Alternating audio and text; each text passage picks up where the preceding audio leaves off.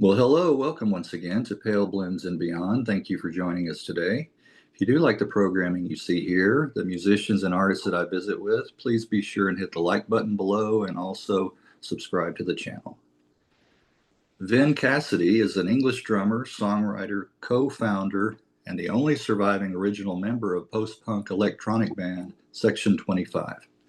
Formed in Blackpool in 1977 by Vin and his brother Larry Cassidy, the unit was signed to Factory Records and released 4 albums on that label. Early works were produced by Martin Hannett, and New Order's Bernard Sumner would produce the 1984 album From the Hip. Many musicians have passed through the ranks over the years. The original band took a lengthy hiatus in 1985. However, the Cassidy brothers reformed temporarily in 2001 and then again in 2006. Sadly, Larry passed away in 2010. Larry's daughter, Bethany, joined as lead singer for a few years before moving on to Sea Fever. Since 2020, Section 25 is now a duo of Vin and longtime collaborator Stephen Stringer. And this year marks 48 years for the band. Well, welcome, Vin. Does it seem like almost 48 years? Yeah. In some, I'm glad to be talking to you, by the way. Yeah. It depends what mood you're in. Sometimes it can feel like 148, and like an other eternity. times other times it's like 20 minutes. But Right, exactly. Exactly. Depends on your perspective, right? yeah, Well, yeah. we'll take us back to the beginning. So you were born in Blackpool. Yes, yeah. Born and raised in Blackpool. Um, and I mean, I don't know if you know much about Blackpool. It was it's a seaside, a holiday town for working class people, and there's a lot of working class people in the northwest, and beyond. So it was a very busy place, but obviously in these later years of cheap air travel, people going away, it's kind of faded quite a lot. But it still has its charms, and I still have fond memories of Blackpool, and it has a place in my heart. So I've always lived here. I don't live far away from the centre of Blackpool. Right. That reminds me of what was the album or the song Faded Seaside Glamour? That's what I think about when you mention Well, that. that's what you get. You know where I'm coming from. Then you know Yeah. it's still it's still going, but not quite. The glory years were sort of in the 19th century, really, up until the 80s. But it's still a busy place. Weekends, and day trippers, things like that. Yeah. Well, do you recall your early childhood growing up? Do you remember hearing music in the household? Yeah.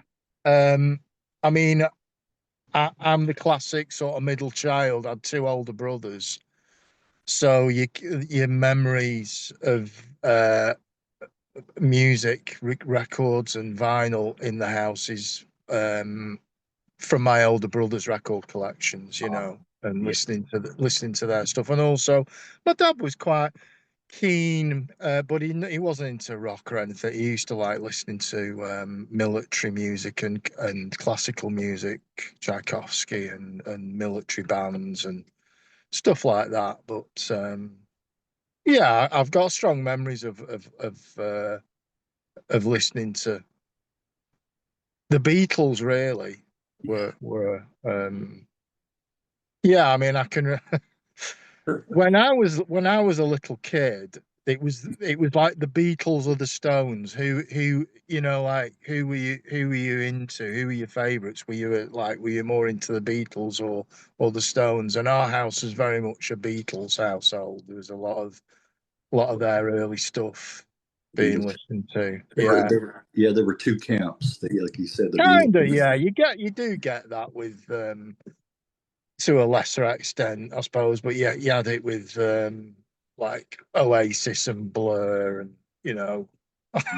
outside. Yes. I mean, it's marketing bullshit, I suppose, really, isn't it? But A lot of it is. A lot of it is. Well, Yeah, so your brother. So your who? What is your other older brother? What's his name? he's that's Stephen.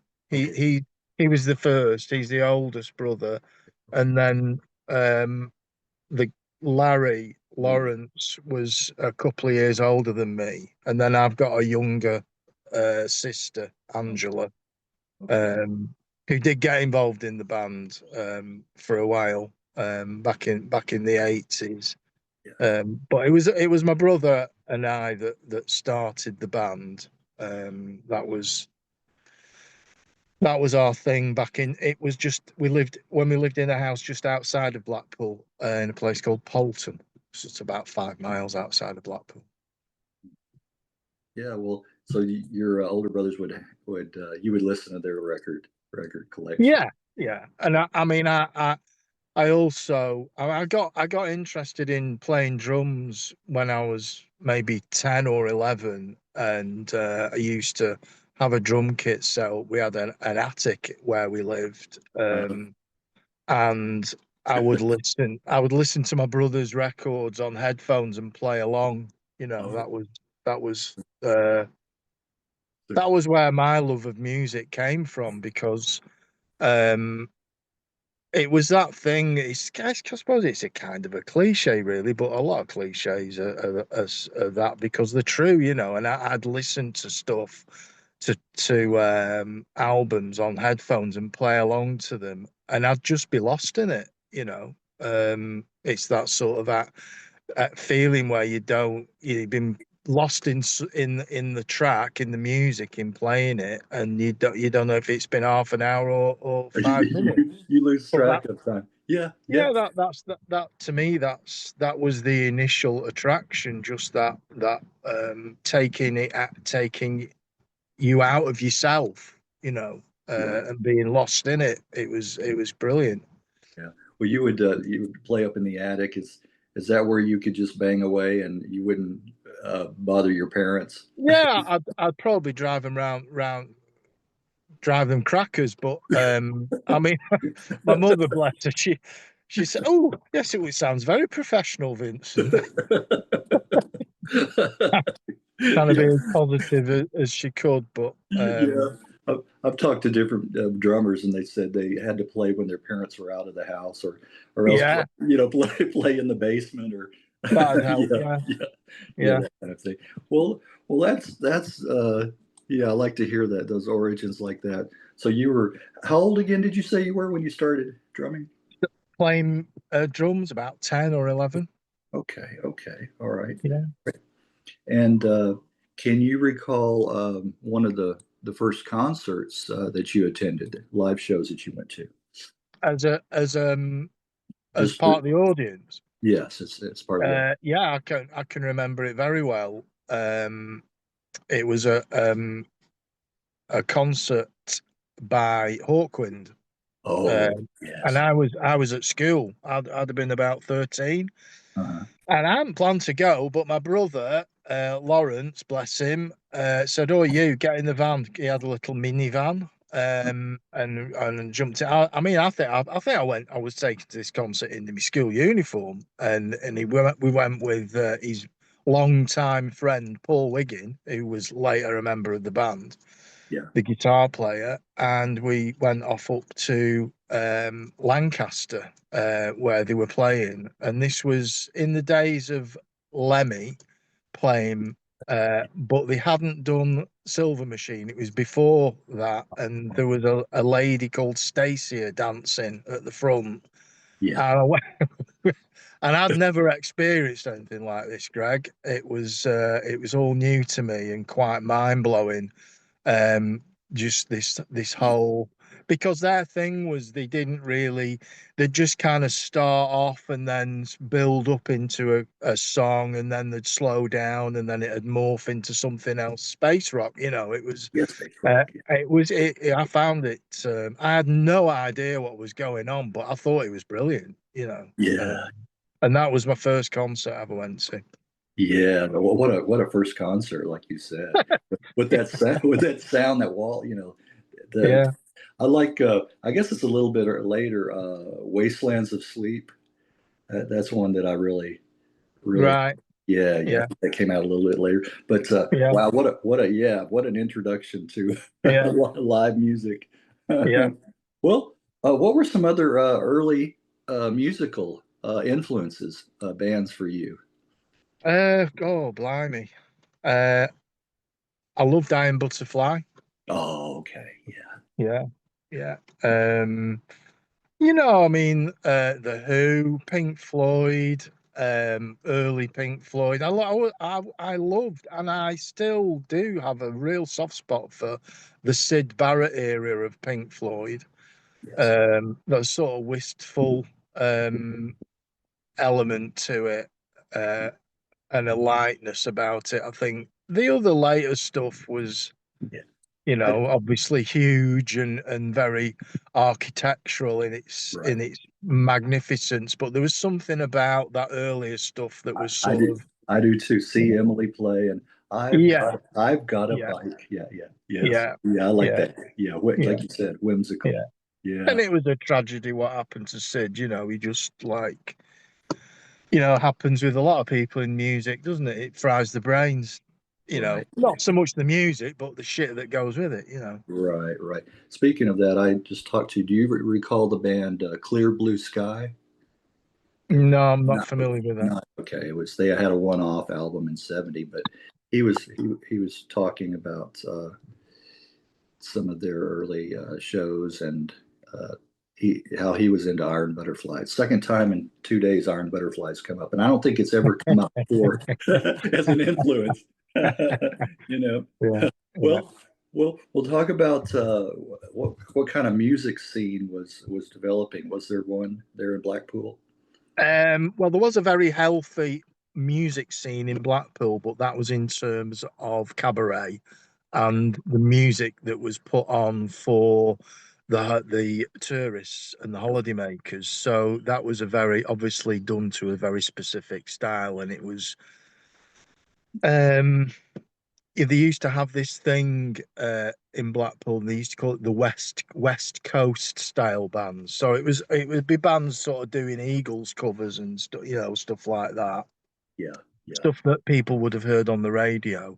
So there was all that, and then we come along when there was sort of a handful of other bands that were sort of interested in getting started round about the sort of 77, 78, and basically punks. And you could not have a sort of a bigger sort of clash of Disparity. Yeah. musical taste. So a lot of the venues would be like what they call here. They don't really exist anymore. Working men's clubs. It Yes. would. I mean, but really. With a small c, pretty conservative tastes about what was you know, people wanted to hear what they heard on the jukebox or on the radio, you know, in the top 20 or whatever. So we ended up sort of finding our own venues and putting our own stuff on and getting other bands playing as well. Would like hire community centres and places like that simply because we couldn't get gigs anywhere else. Greg, there just wasn't the audience, Yeah. certainly at that time, or the appetite for people to put us on, you know. Yes, yes. So you and Larry decided to form your own duet, and the name comes from a provision of the Mental Health Act that That's correct. Yeah, yeah. allowed for compulsory detention. You know what?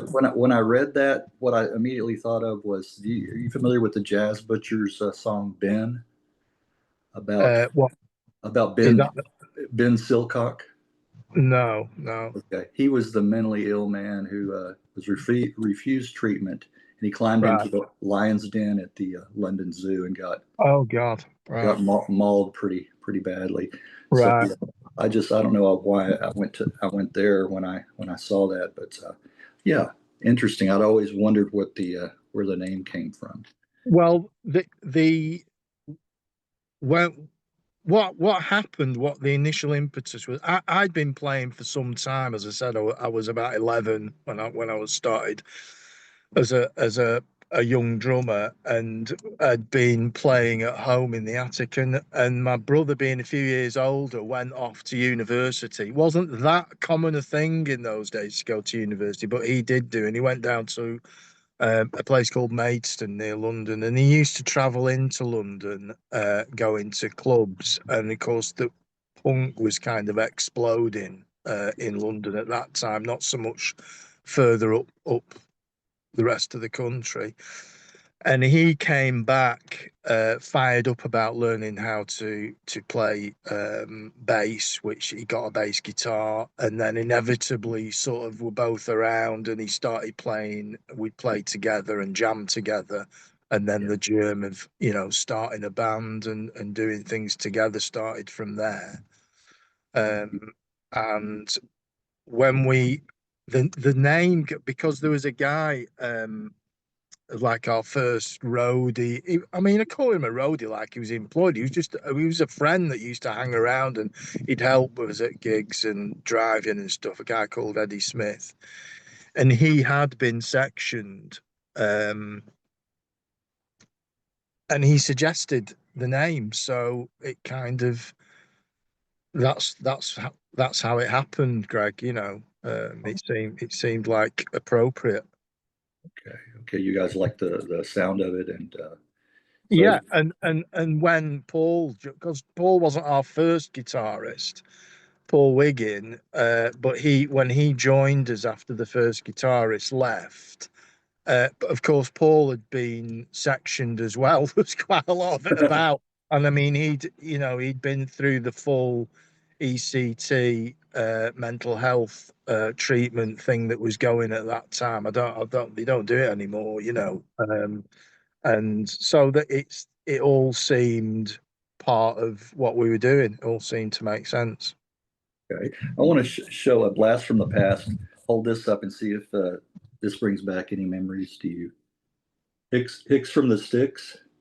Do Oh, you let me have a look. do you recognize that? Yeah, I recognize the Stripes. Yeah, Yeah, yeah, Hicks from the various artists. The first yeah. time I The heard. guy that did it, Uh-huh. that got the band, they sort of curated it. He wasn't his real name. He called himself Des Moines, which Yeah. Yeah.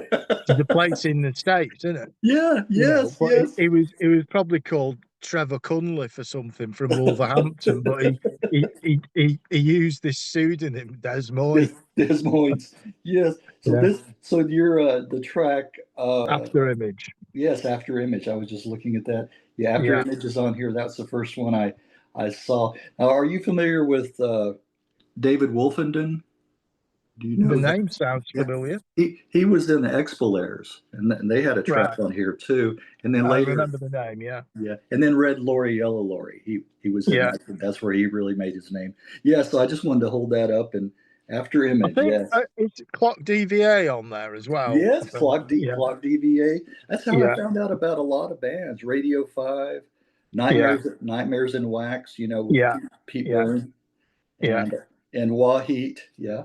So there yeah. were some good tracks on there.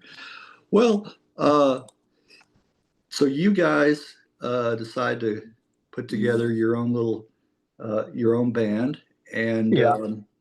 how long were you guys together before you did sign with Factory?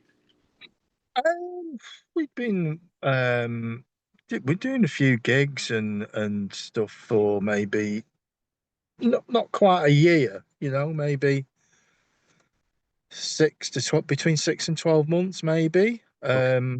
We as I said, there wasn't a massive, there was a bit of a scene in Blackpool that we made. It was a DIY thing that we did, and other bands like the Membranes and stuff that but as far as going to see bands that you like, you tended to have to go out of town to Manchester or Liverpool or Lancaster, and we used to go to a club in Liverpool called Eric's, which is kind of opposite the old Cavern Club on Matthew Okay. Street in the centre of Liverpool.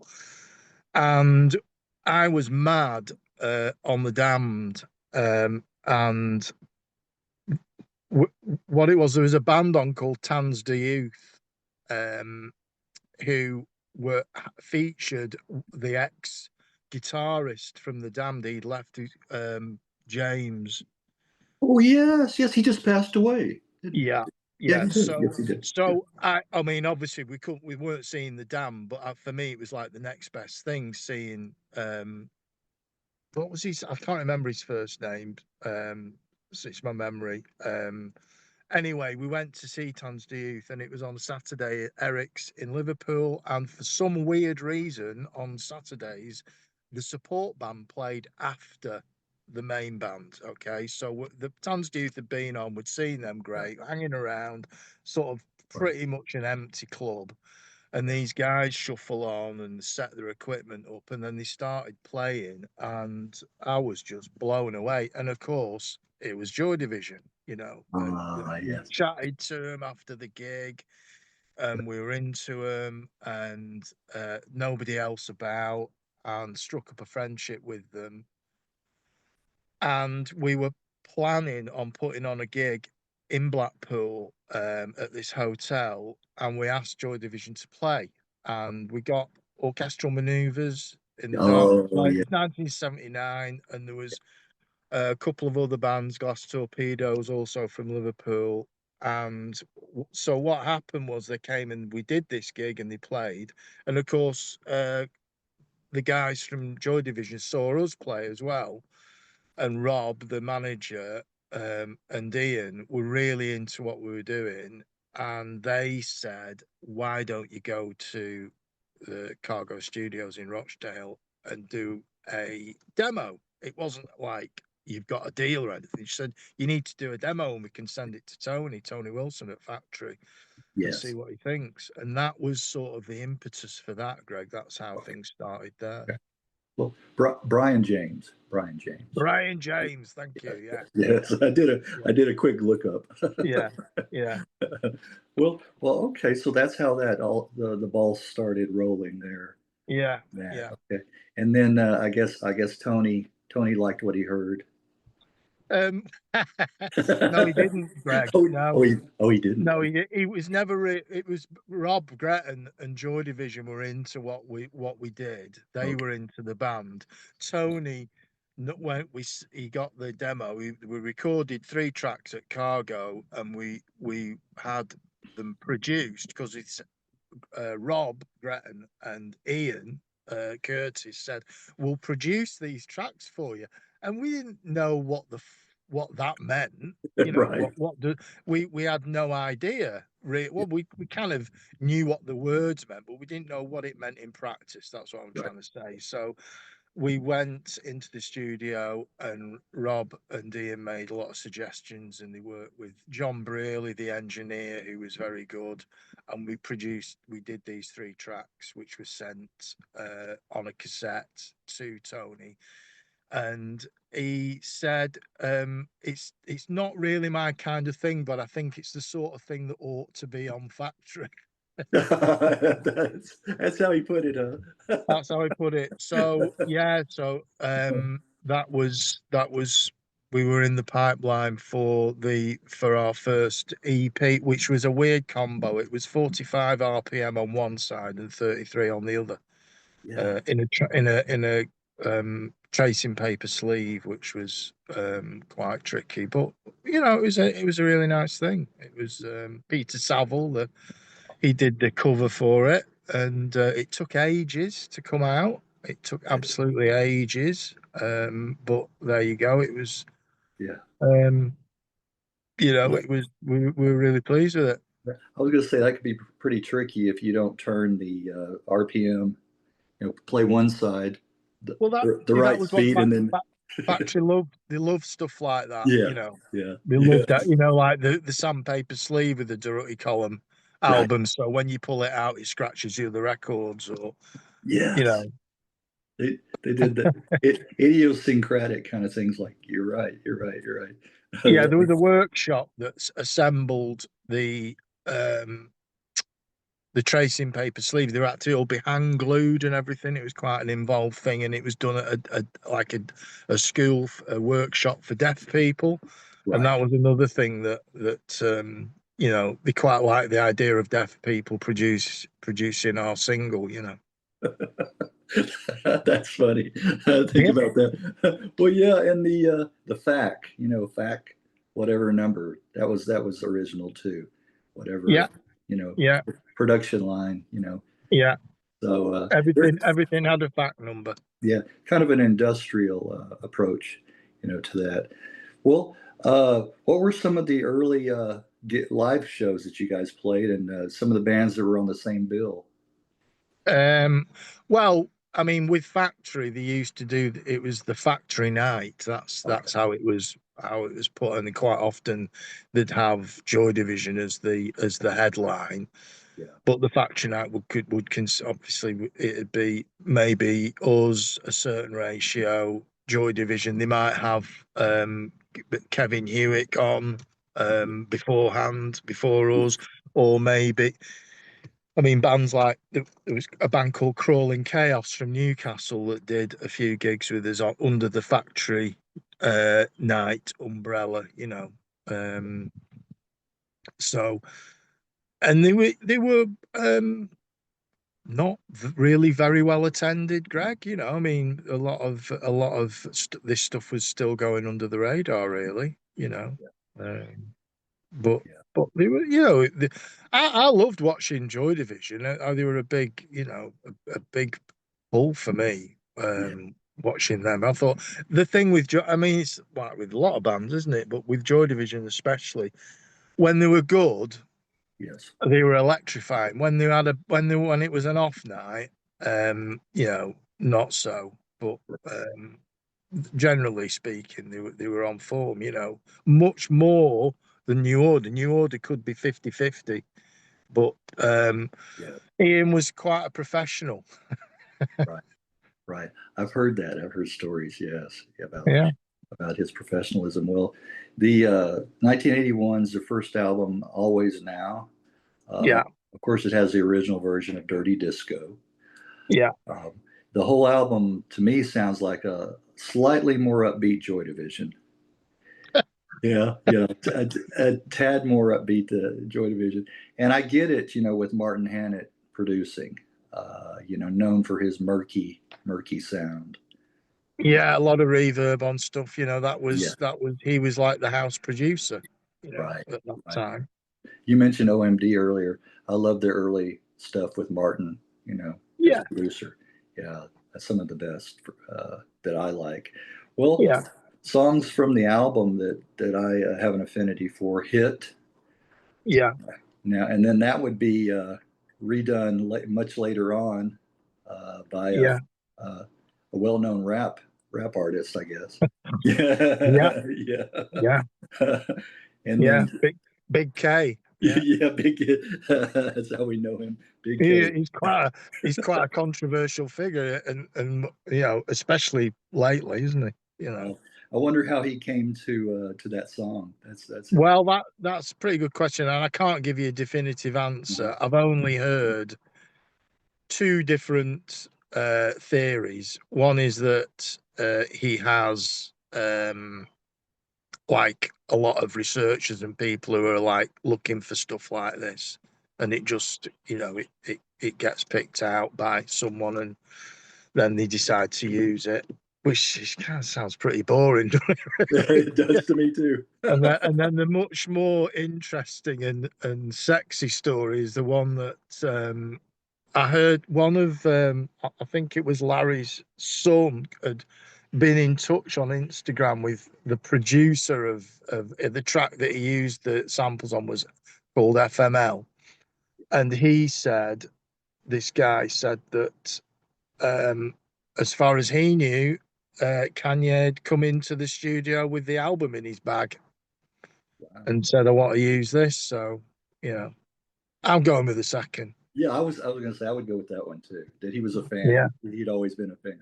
Yeah, there you go. Well, yeah, another song I like is Brave. That's one that yeah, I, yeah, I enjoy. yeah.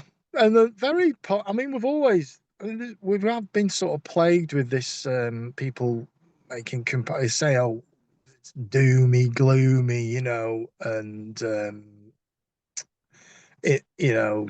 down sort of music and depressed and stuff. And I disagree. A lot of the lyrics are very much upbeat, and be brave is very much in that genre.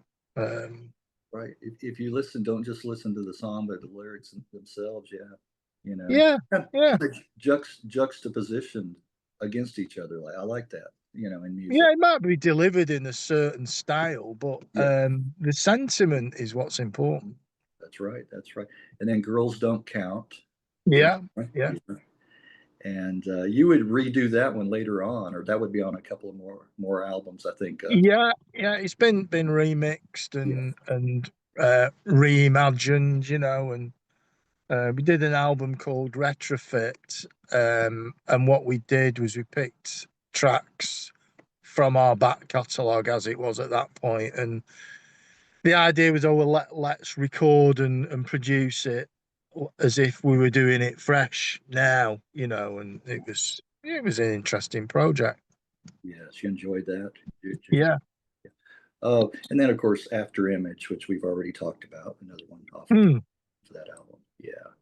Uh, well, the next album, The Key of Dreams from '82, to me, to my ears, it's a more subdued, minimalistic effort. Yeah. Yeah, recorded completely differently. It was recorded on a 4-track in our rehearsal space over quite a few period of weeks, and produced ourselves on our own equipment with a recording and engineer we were working with called John Hurst at the time. He'd done a lot of work with Ray Show, but he worked with us on that project. And in a lot of ways, it kind of suited our playing style because we did a lot of jams and experimental stuff. And when we went to do the first album, we were in this massive 24-track studio paid hourly that's owned by Pink Floyd, and it's a bit overwhelming, Yes, yes, it for a would be. band that has that approach to want to be spontaneous and take your time and see how this jam bears out, whether it's going to be any good or not. So, really, when we did the second album, The Key of Dreams, that was recorded more in the way that we were more comfortable, if you know what I mean. Yeah. I think that the sound quality can be suffer a little bit, but um, it's a price worth paying, really. Yes. Yeah. You liked recording there a little bit better than yeah. I can understand that as Yeah, well. Well, yeah, one track, No Abiding Place, yeah, has an ominous feel. The beginning, especially. You familiar with the sound? Uh, yeah, their song "Winter." It yeah, it reminds me, Adrian Borland. It reminds me of that beginning of that yeah, song. Yeah, yeah, yeah, yeah. I mean, a lot of the lyrics and a lot of the sentiment in that has Buddhist leanings, but that was my brother and okay, Paul Wiggin were, they were interested in that kind of. I mean, there's a track called The Wheel, and yeah, there's that sort of that element in it. I was not so much because maybe my youth or whatever. I was happy to let them take the lead with that sort of thing at that time. right. Well, talk about the '82 American tour. How did that go? With yeah, that was yeah, that was strange. See, our guitarist at that time that we did Clear Dreams with, Paul Wiggin. I didn't know, but he got a fear of flying. He Oh, did he? literally couldn't fly, right? Oh, So we did the last gig that we did before that US tour. The last gig that we did with Paul was in Helsinki, which with New Order, and of course we flew. Me, Paul, and New Order, etc., flew out there. But Paul couldn't fly. He set off about 3 days before and went overland, and did. caught a ship. Yeah, I mean, I didn't think he went. He was hitching lifts through fucking Lapland, and just so it was. We did the gig, and then there was a bit of a bit of a sort of. I think my brother realised that he. I think there was maybe some divergence about how they wanted to produce the music as well. It wasn't just about the travel thing. Yeah. So when we did the first tour of the States, we it was a different format from what we'd done with Kia Dreams. It was me on drums, Larry playing bass, and a percussionist at the front, and we were using a lot of backing tracks. Um, that's how we did how that's how we did that, and it was the East Coast mainly. But it was mind blowing for us. It was great. Never been to I the was going to States say a before. little bit of a culture shock for you. Massive, yeah, Okay. massive culture shock, you know, and loads of it just everything was you know, it's gonna sound like a cliche, but everything was so big and fast, and you know, it was just we were there for about 2 3 weeks, but we really enjoyed it, you know, and the audiences were good, you know, they were I was into going to it. say you guys went down well. Yeah. Yeah. Yeah, yeah, Okay. So fond memories there from that. yeah, definitely, yeah. Okay. I've Okay. always had fond memories of the States. Okay. How many times have you been over here? With the band, Yes. 3 times. Yeah, Okay. we went back with the different version of the band, with the From the Hip band, the 5 piece, for a month tour. That was, I don't know, what, 84, 85. And then my brother and I went back about 2009 to do a couple of gigs. It was LA and San Francisco. West Coast. So it's 3 times we went. Yeah. Okay. Okay. Have you ever been to Dallas? No, right? No, no. With I think when we went on the From the Hip tour as the 5 piece, we played. And I don't mean to insult anybody in the States, but like say, but it's a place All right. called Baton Rouge, which is probably, I mean, I'm not, it's, I know it's in Louisiana, Greg, but Yeah. it's down that neck of the woods, isn't it? It's Yes. probably the closest we got to Texas. Okay. It's a southern Okay. state. It's a It's southern state, yeah? it is very southern, yes. Yeah, yeah, That's okay, Vin. yeah. I don't think anyone's going to be offended. Well, well, I don't think I get probably many viewership from that area anyway. So, Right. Okay. well, of course, mentioned in the intro, New Order's Bernard Sumner would produce the next album from the hip. Uh, Yeah. now, how much influence did he have on the sound and the direction the band took? Well, it was a big. It was there was 5 of us in the band, and then Bernard, and he was sort of like an equal player in it, Yeah, you know. So a big influence, and it with Martin when he produced, and I was completely okay and on board with this, but he was very much that old school of production where he was in charge. yeah, yeah, When he was, that was it, you know. You'd played your instrument, like you can fuck off if you want. This is what you know. And we were okay with that, because if you want to be produced, let the producer produce. But with Bernard, he was much more, uh, because he was much more like, almost like an extra band member, you know. So we didn't have a fully finished album when we went down to the studio. There was still quite a lot of room for experimentation and deciding what we were going to do. So it was quite exciting, you know. yeah, Uh, yeah. Well, I think I I think, mentioned. Oh, go ahead. Go ahead. yeah, I think it's he has obviously done a lot of production work for other bands, but this is the only album that he's done for a band. Right. You know, I didn't realize that until a few years ago, and he, you know, he was. 'Cause part of what Bernard wanted, he was learning as well. I mean, that was kind of the thing with Rob Gretton and Ian Curtis when we did our first demo.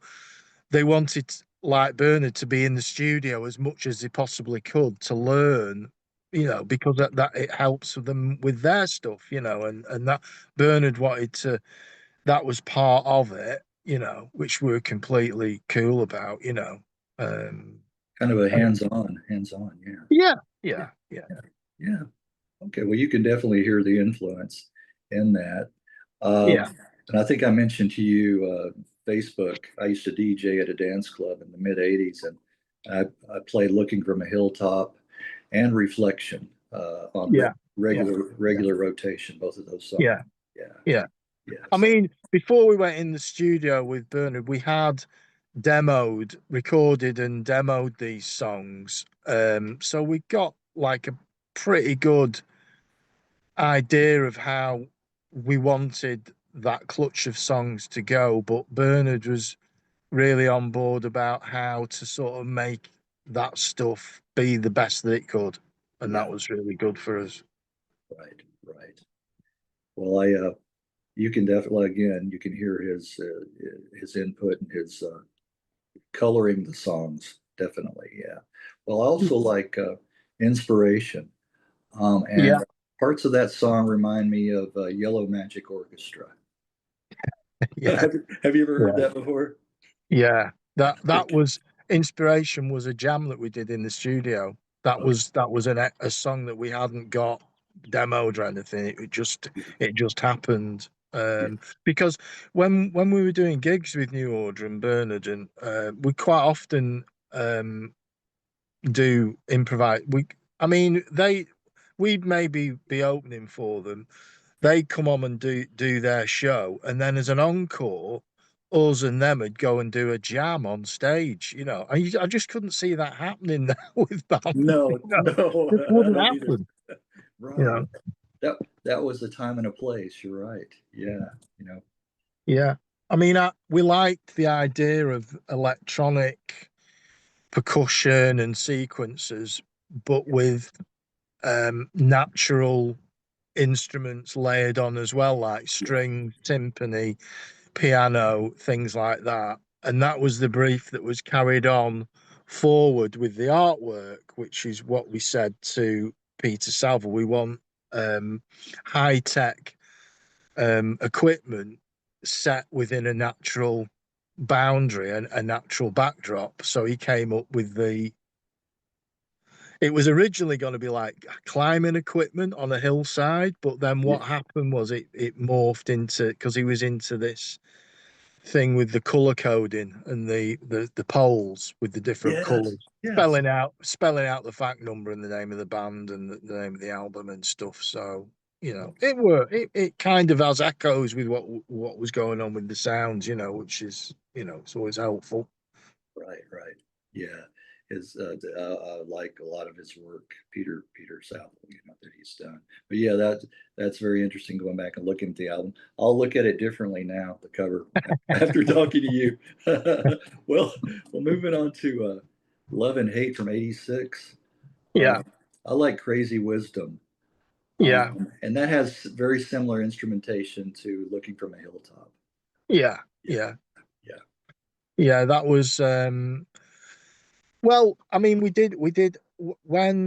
we did Love and Hate, basically we demoed about half of that album, um, and then that with me, and then we tried to do a deal with Warner Brothers, um, because we wanted. I mean, I'd by that point I'd got a family, and there at some point money raises its ugly head, Greg. Where you need to sort of start paying your bills and stuff, and it's okay suffering for your art, but it's a different thing when you're expecting your wife and kids to yeah. suffer for it as well. So I was quite keen for us to make when I mean from the hip and looking from a hilltop had for us a great deal of commercial success and Yeah, yes, had got us much more widely known, albeit on a club level. And then we were trying to make that transition to a major,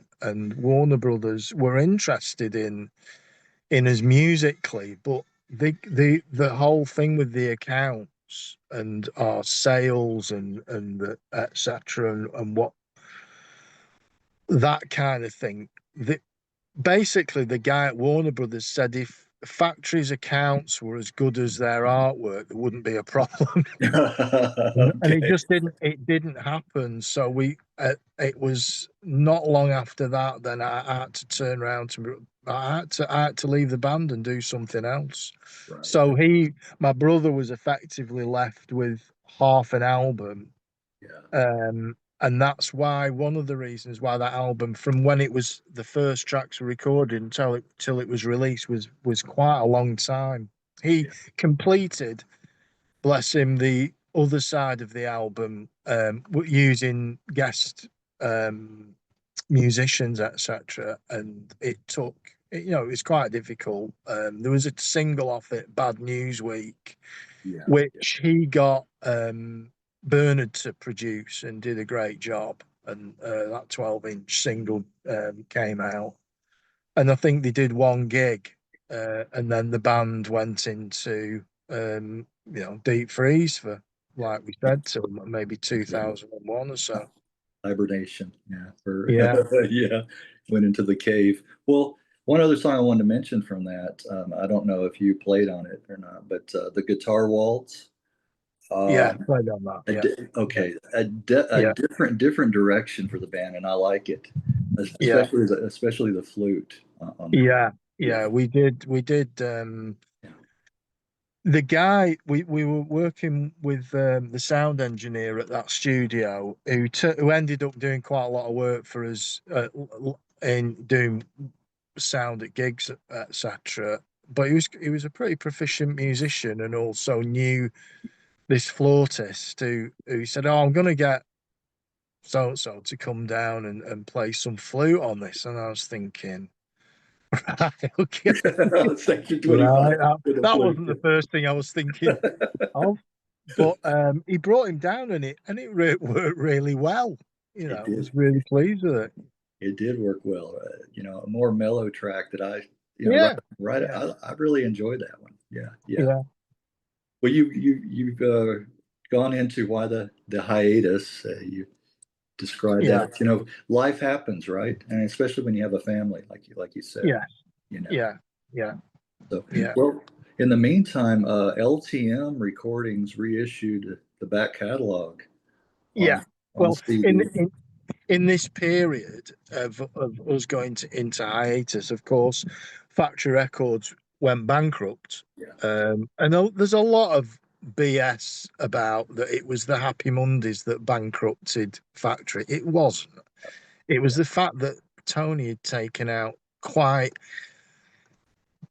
large bank loans for the hacienda and for a new factory headquarters building. And with the economic climate that was developing at that time, interest rates were going up and up and up, and they couldn't service the loans, the bank loans, and the bank foreclosed on them. And what happened was they went bankrupt, and our entire back catalogue, it shouldn't have been, but our entire back catalogue was sold by the liquidators to a company called London Records, who eventually, there was people like quite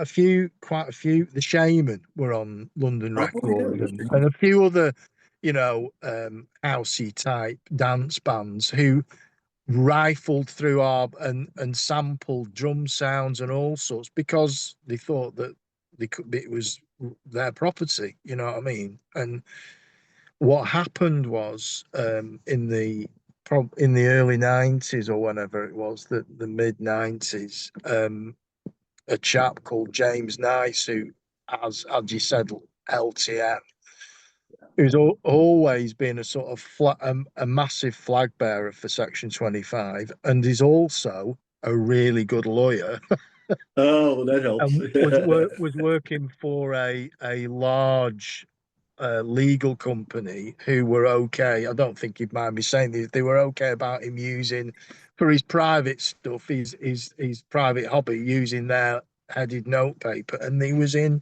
quite a lot of communication with London Records, and eventually got our back catalogue back from them. And then that he started re-releasing, because all they were doing was just sitting on it anyway. He started re-releasing our back catalogue, and still does to this day. You know. Still does, yes. Yeah. Just Yeah, when you think yeah, that's a great label, I got to say, just when you think, you've gone through all the back catalog and the vault, there's something else that creeps up, yeah, yeah. from all of these. But he's got, yeah, Durutti column, the wake, a certain ratio, referred to earlier. Crispy Ambulance. Yeah, Crispy, yeah, yeah. Yeah, The, you know. the names, the Belgian Yeah, band. yeah, I talked to Michelle Sardinia a couple of years yeah, ago from the names. So they were doing the similar type music too, yeah, you know. Well, that's very interesting to hear that. Yeah, yeah. I've got a few recordings off of LTM as well. yeah, So, well, other tracks from one won't go through. Well, I guess kind of briefly from the other studio albums that I like from the later material from Part Primitive. yeah, Uh, She's So Pretty. yeah, That's one that stands out to me. Yeah, yeah, yeah. And then Dream. Yeah. yeah. Yeah, that we'd managed to find some with Dream. We'd managed to find some. If memory serves me right, Jenny is singing on that, and it was a track that she'd worked on. So we were able to use some of those old recordings and Mm. add add add stuff to them and produce it. And it was really nice that we were able to do that because obviously at that time when what about 2008 when Part Primitive came out, Jenny been passed away for about 4 years or so. So it was nice that those saw the light Right. of day, really. You know. That you had those recorded and you could produce them on that album. Yeah. Yeah, she'd done these recordings on like a home studio thing, and we'd managed to sort of lift the sounds off it and import them at the studio and add extra bits and some drums and um so that was a nice thing to do. Yeah. That was nice. Yeah. She could live on through that album too. Yeah. Yeah, Exactly. yeah, Well, 2009's Nature Plus Degree or Nature and Degree. yeah, With the Art Deco cover on that yeah, one. Yeah, I yeah, thought that was interesting. Yeah. yeah. It's not that was a cover that was picked by James. I was never that convinced, but it is what it is, as they say. Yeah, yeah. I thought that was an interesting twist. Mm, Remembrance is one that I could go back and listen to, yeah, and then Saddled with Something. It's one. yeah, Well, yeah, yeah, yeah. yeah, A couple of tracks off of that one that I yeah, enjoy. And then 2013's Dark Light. yeah, This is when you're delving a little more into techno dance. I think yeah, on this. yeah. There's that horrible phrase, dream pop. You know. Yeah, yeah, that's the one. That's the Yeah, one. That puts it well. Dream pop, yeah. Well, yeah, it was that era too, and that's oh gosh, it's been 12 years ago now. yeah, Doesn't yeah, seem like it.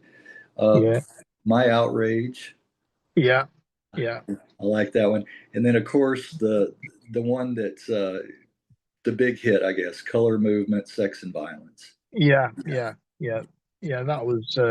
That was a big project for us. Originally done for on only on digital release for Hacienda Records, which was something that Peter Hook was involved with. So,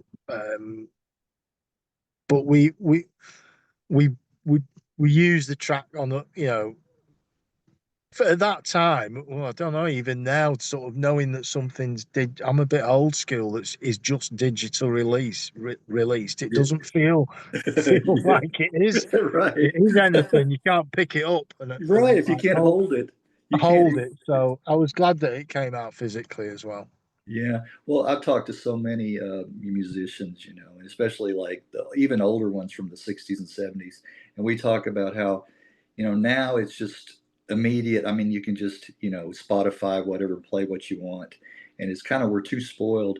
I miss the days of going to the record store and picking up, like you said, the vinyl, and holding it in Yeah, your hands, and then taking it yeah, home, taking the plastic wrap off, pulling it out, yeah, looking at it, reading the liner notes, all of that stuff, yeah. it's kind of a bygone. Well, maybe with the resurgence of vinyl, it's coming back a little bit, but Hopefully, yeah. I yeah, mean, you get you'd hear a band, somebody tell you, or you'd hear something on the radio, and you'd maybe buy the yes, single or buy the album if you got the money, and then you'd listen to the other stuff, and then the yeah, tracks on the album which wouldn't get on radio, and you'd start to discover right. different aspects and hear different things every time That's you right. listen to it. That's not a journey you make when you're No, listening to stuff online, no, it's and not. it's a Like shame. that's a good way to put it, a journey. And it was a process. It was like Yeah, you look forward to that going down to the record store, you know, yeah, and listening to, if they had the listening stations or whatever, yeah, and then picking it up and then taking it back home. And the anticipation, yeah, was a big part of that too, that we don't have today.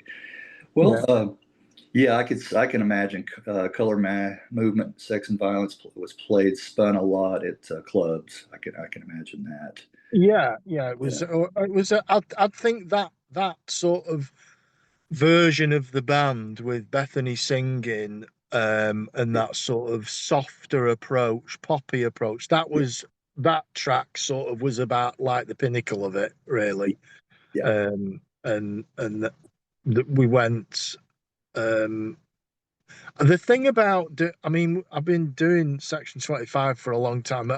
Maybe a lot of other musicians have said similar things, people that have been in bands for like a long, you've got to sort of mix it up and do things differently and change things around and for it to maintain yeah, an interest or a passion for you. And right. I felt like with that sort of, um, that dream pop sort of poppy type phase for me it had run its course, Yeah, yeah, Greg, and I wanted to return to a bit more of a grittier sort of more visceral, um immediate, um more confrontational approach, which is how we were way back in the day. So that was the sort of the idea and the sort of philosophy behind going back to how the band is presented now, as a two piece. Um, right. Kind of going full circle back to your roots a little yeah, bit. and I needed to do Yeah, that journey as well of from coming out from behind the drum kit and singing. right, right. I'd done a bit of singing very long time ago back in the day, but it uh-huh. had just, I think my brother had just sort of grabbed the microphone and Right. wouldn't let me have it back. So Yeah, I'd always hankered to sort of try and do that aspect of it. yeah. So it was a bit of a personal journey for me doing that. Okay, okay. Were you comfortable stepping into those shoes as the lead singer? Um, Well, I'm not sure if comfortable. I wanted to rise to the challenge of it and give it my best shot, Yeah, you know, and experience that. And also, we'd always shared writing lyrics, but when you write the lyrics and you're singing them yourself, and you're going to be, and it's quite personal, or it yes. feels like it when you're writing it. It's a bit of you're bearing yourself, aren't you? You And are. you're exposing yourself and making yourself vulnerable in some ways, and that can be quite risky when and it can be really rewarding as well, which is what you know. You're putting yourself out there. You're right. You're right. Yeah, yeah, Yeah, yeah. yeah. Oftentimes wonder how guys can sing other songs that other people have written, and make it sound so convincing. It's got to mean something to you. Yeah, I yeah, mean, it's got to be something that moves you, and yeah. then you can tap into that emotion and then feed that back into how you do it yourself. I would have thought, guys that get up and just do, like that covers band thing of I don't know how people. I'm not sure. I mean, I've never done that, and I'm not knocking it. If it's what works for you, great, but it's not something that interests me. No, no, I'm in the same boat with you there. That just the rise of cover band and tribute bands. It's going through the roof. And then some Yeah, bands have two or three like tribute yeah, bands. and yeah. and it's just like the old school. If you can't see the original band, the original members, you know what I'm saying? Yeah, but it I don't. start in England. It's because the tribute because they have festivals now with of tribute Tribute, bands, right? tribute, That are right, quite big festivals, okay, and right. then getting to the point where that it's sort of like it's beginning to eat itself, right? So Yeah, they've got yes. what they've got is they do mashups. So there was a band called Hawk. One they were called Hawk, Wind and Fire. So it was like Is that right? Earth, Wind and Fire songs done in the style of Oh, Hawkwind. Quinn. And then the other one was Small Weller. So it was this. And I Paul got Weller. like I don't have a problem with. Look, I'm not taking the Mickey out of dwarves or short people, but he was a dwarf and he did a Paul Weller set and he called himself Small Weller. So I think people are trying to spice it up to sort of keep the interest going. One of the earliest ones that still makes me laugh to think about is Dred Zeppelin. You know, Yeah, you well remember there you are. with the reggae Zeppelin? I Yeah, thought, but you got yeah, it as well. yes, we do. Well, I don't. I wanted to mention a couple of more from Elektra. I like "Chase the Blue" is one Yeah, that is nice. yeah, And then from last year, the recent one, Move On, yeah. uh, Gun for Hire. I like. Yeah, Is that like a Spanish guitar kind of it sounding? is. Yeah, Yeah, yeah, yeah, yeah. I yeah, like that. yeah, I like that. yeah, And of course, the remix of Move On. Yeah, yeah, yeah, is nice too. So yeah. kudos for those as well. Thank you. Yes, Yeah. yes, yes. Well, I think you talked some about the playing live on the '82 tour, and then early on, what are some other like favorite live moments for you over the years? Oh, I've liked we when we go out now, like we played in Liverpool last month, Steve and I, as a two piece, and we played with a band called VVV, um, and they're old comrades going back to the Blackpool days. That was really nice, and the gig was well attended, which was even better. But what was nice was there was what, and wasn't just me. A few people sort of made comment about it. Was the spread of there was the older faces, people that had been around the first time. 50, 60-year-old guys. They're great, love them. But there was also some younger people there as well. Maybe discovering it for the first time, which was very encouraging. You know. Yeah, yeah, Um, we're off to Edinburgh next month. I do maybe 5 or 6 gigs a year at the moment, Greg. I'm 67 next month, so okay, okay, I'm not. The days of doing 28 gigs in 30 days in the States are long. yeah, long You end gone, up long having gone. having out of body experiences and hating everybody when you get back. Oh, I do things for I talked about playing in the attic when I was a kid Yeah, and just loving it for the moment and the fun of it. yeah, That's what I'm trying to embrace, and if I yes, can do it. So maybe 5 or 6 gigs a year keeps it fresh for me. We're new places as well. We're going to play in a place called Freiburg in Bavaria in oh, November, and I'm really looking forward to that. Being able to sort of spend some time with some nice people and a new place and play some music. yeah, It's something that I love. yeah. Well, I'm sure you toured Germany back in the day too. To Germany a few times, yeah. Yeah, yeah. There are some great fans there. Yeah, Most definitely. How about Holland? Did you play over there? yeah. We've played extensively in Holland, Rotterdam, Eindhoven, Nijmegen, Amsterdam. Um, great, great, and Belgium, Oh, France, and always had a good response. yeah, yeah. That's interesting, especially Holland. I talked to two or three musicians that talked about, back in the late 60s, early 70s, UK musicians, and they said they were well known in Holland. They played there quite a bit, but they'd go back home to UK, walk down the street, nobody knew them. Nobody, so it's Yeah, very interesting to me how you can be popular in certain areas of the world, yeah, and back yeah. home people don't recognize, don't know you. Sometimes English audiences can be tough. Yeah, The vibe when you come out is like, right, okay, yeah, what have you got then? yeah. And Impress me. entertain me. Yes. Whereas you go in like Holland or Belgium or somewhere, and they'd be quite just enthusiastic and up for it, in a different kind of way. So, and also in the States, always found that as well. Yeah, yeah. How about Japan? Have you played Japan? No, well, I've never been. Oh, If I okay. ever get there, I'll let you know. Okay, okay. That'd be lovely. Yeah, I've heard stories of how enthusiastic they can be, Yeah, Yeah, as well.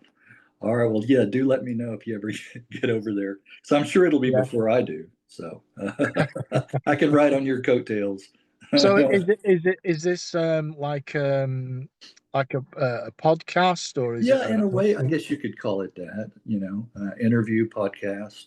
All right then, Vin. so Well, send me a any, link I when you've will. got anything, Sure. and Let me ask you one more thing. Are you working on any new material? Let me ask you that. yes, we've got the album that you mentioned, Move On, Yeah. is on a label called 9 by 9 Records, based in Liverpool. Who are great guy. So he did Move On and the box set, and he did a really good job of it. And he's asked us to do a 12-inch single, which we're working on the tracks for now, which will hopefully be out in the autumn or winter. So we're working on about four tracks for that, um, writing that and rehearsing that at the moment. And talking of James Nice at LTM, who does the factory back catalogue, he's doing a 4 CD box set of the From the Hip era stuff. So it's not just the album; it's remixes, Awesome. live tracks, demos, 53 tracks on it, and that's coming It's out in September. It's a completist thing. yeah. Oh yeah. That's something for fans to check out there too. Yeah. Yeah. Be sure to check out that site. And then you want to refer to the or plug your Section 25 site website.